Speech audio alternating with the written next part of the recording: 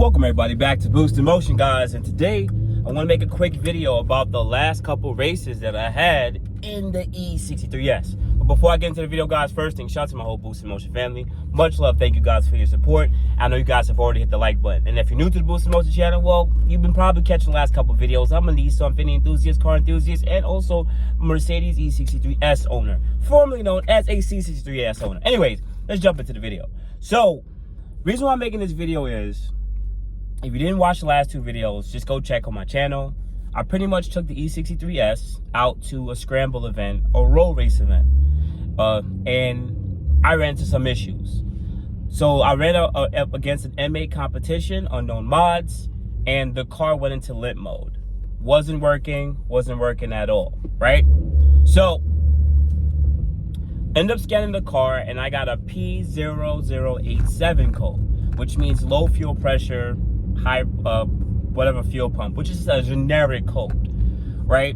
And that's when the windfall started. You're gonna see some more videos coming out later this week, because I also go back to scramble event, and I went to a dig race event that they did too. So we watch out for that video coming up soon. Anyways, so knowing that this issue happened, I like to figure things out, and because I haven't had this car long enough in my possession, I haven't learned enough about this car. Anyone knows Boost, whenever I get a car, I'm the guy who teaches you about the car, every problem, every common issue, and if I can solve it on my own, I will do that, or I'll let you guys know of it.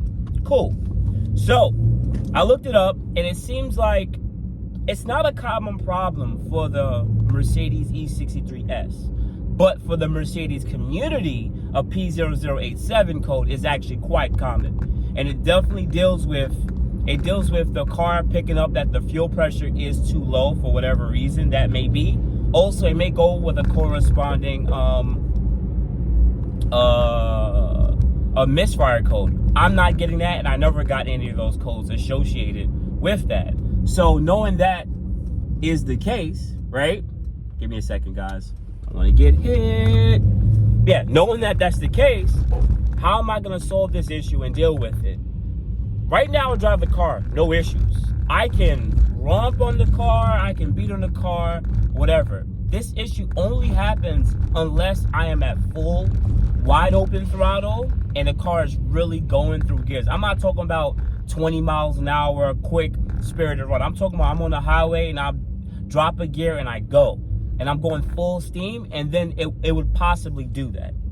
So what I've been continuing to look up, and what I realized is it can be associated with plenty of different things. From my prior knowledge of other cars I've owned, you have high pressure fuel pumps. Usually high pressure fuel pumps usually are driven by cams, or manual by cams. They do have a sensor that does connect, that the car does regulate it and see what's going on and everything like that. But I said it can't be that, because if that was it wouldn't be an intermediate. It would be more of an issue that happens all the time. You got to understand, I think, how electronics works. If something goes bad, it's bad. If I don't have good fuel pressure, I would never have good fuel pressure. So I can romp in it right now, right? And I even just did that, and the car quickly downshifted and did what it's supposed to do, and I won't have an issue. So it definitely delivers the fuel pressure. So I said it wasn't. I don't think it's that. Next thing that I continue looking into is the low pressure fuel pump, the one in the tank. Now, once again, if it was an issue, if there's a clog or maybe a fault with it, at some point it will fully fail. But during regular driving, it still doesn't do this, even with spirited driving. So once again, I can't say it's the low pressure fuel pump. So as it continued to go, I'm sitting there thinking, all right, there's only a couple of other contributors here, right? It's either maybe a clog in the lines, which would, if there was a clog, it would be there all the time. So I'm like, it's not that. And there's also a fuel pressure sensor. Now, I don't know how these cars are with their fuel pressure sensors, and there's a certain value that it may be between. So that could be a culprit for why I may be having this fuel pressure issue. Maybe it's reading it wrong, but then once again, the fuel pressure sensor is reading that the fuel pressure is low, which means that the fuel pressure sensor is technically working. Right? Unless the issue kept coming up. So I was like, you know what? It can't be that either.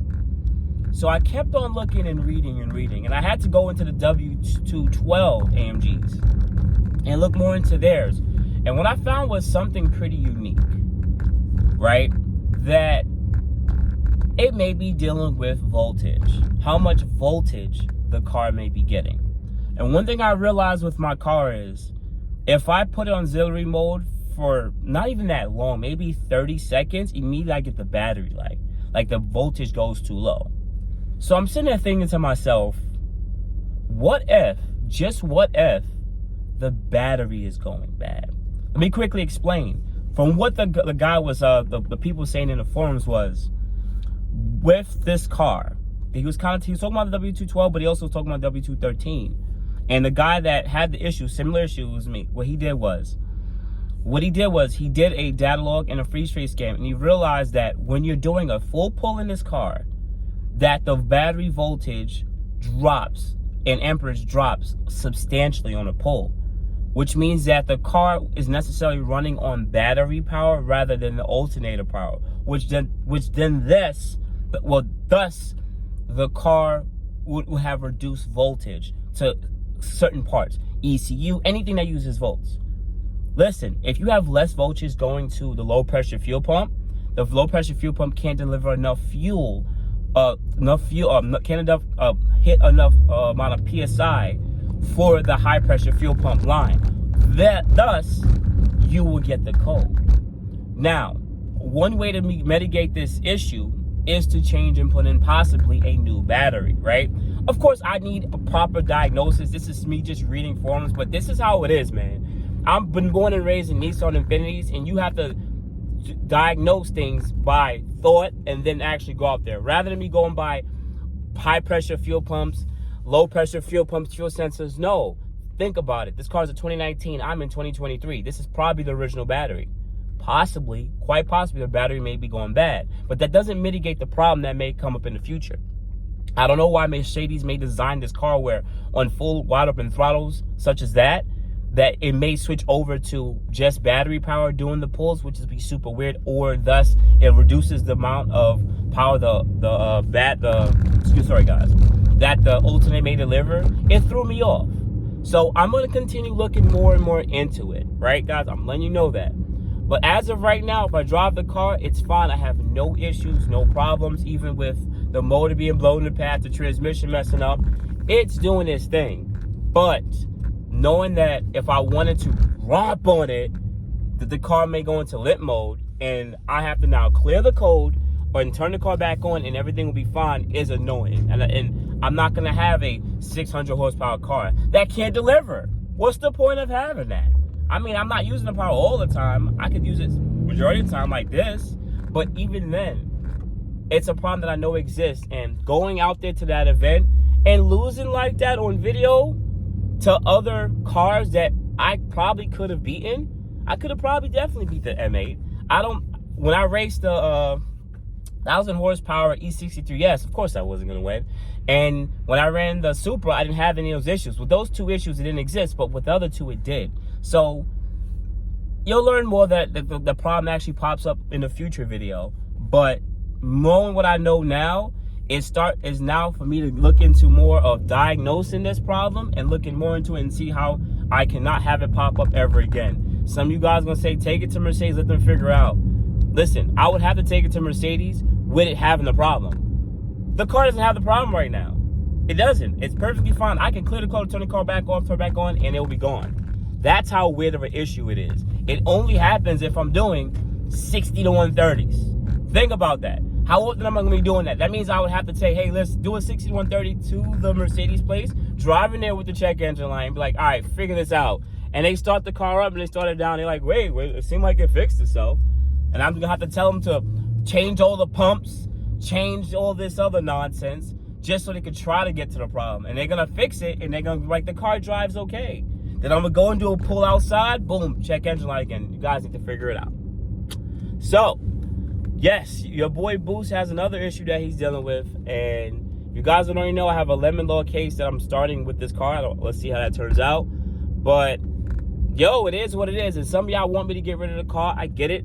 But I really do enjoy the car. As much as y'all would want to compare, like, you know, the different cars I've had to this, I'm not gonna lie to y'all, this is one of the best cars I've ever owned, and I do like the car a lot. The creature comforts is the E63S, man. The car has a lot of standard tech and a lot of stuff that Majority of my other cars didn't have, especially Infinitis. So I learned to appreciate that. And even though it may get a check engine light and all that, a lot of the problems that my car ran into were not its fault.